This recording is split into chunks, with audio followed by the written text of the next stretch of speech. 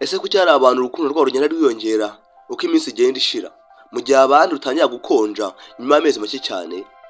Yego rwose, kubera ko uko abantu bagenda barushaho kubana urukundo rwabo rugenda rugabanyuka, kimwe n'uko hari n'abandi uko bagenda barushaho kubana urukundo rwabo rukiyongera ku buryo hejuru cyane kurenza uko wabitekereza. Ushobora kwibaza ngo ese ni amahirwe, ese ni amafaranga, cyangwa hari ibanga abantu benshi batazi? Ukuri ni uko uyu munsi tugiye kurerekana ibintu 7 bituma umuntu ashobora kugukunda buri munsi. Komeza video kugeza ku musozo, kubera ko ikintu cya 7 nicyo abantu benshi bibagirwa gukora, cyangwa se cyane benshi bibagirwa, kandi cyo gikomeza relationship myaka myinshi cyane kurenza uko wabitekereza. Murabona neza bakunda ibikuru bitavugwa.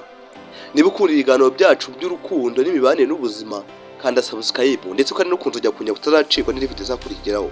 Ikindi kirushaho kurusha byose nuko tuzajya dushyiraho video urajye ubona mu bambere. Reka dutangire.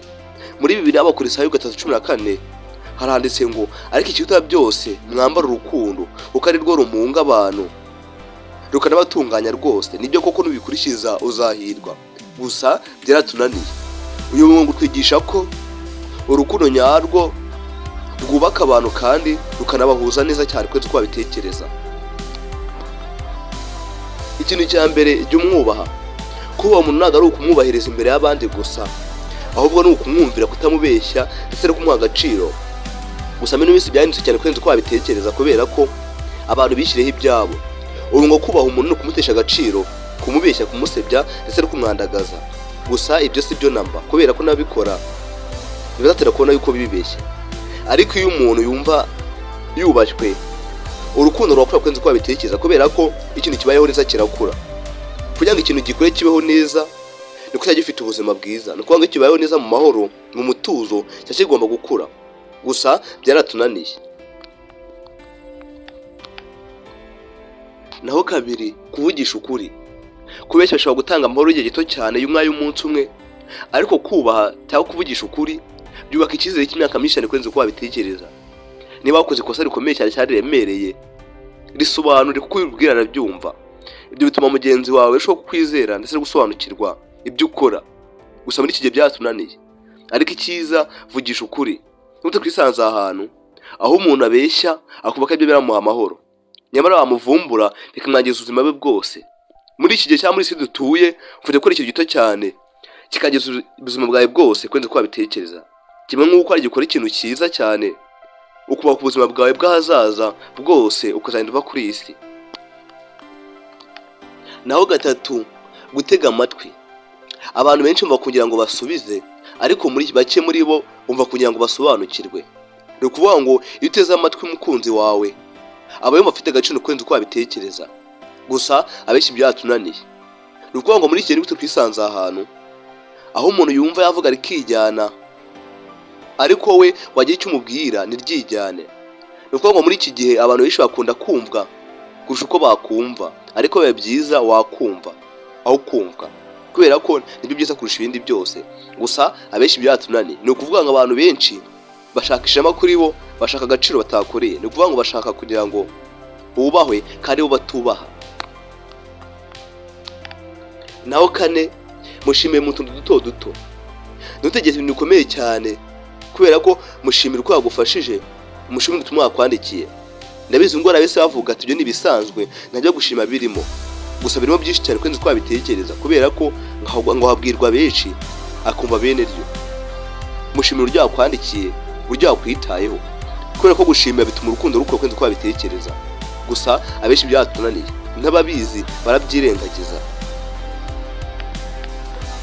Naho 5, mu bice imbere yo kuba bakunze. Gusa muri no minsi byaretse basigaye bicurika cyane ngo ni uko bakunze mbere yo kuba inshuti. Ariko kuri relationship ikomeye ntabwo bibakora amarangamutima gusa, ahubwo bibakwa n'ubushuti.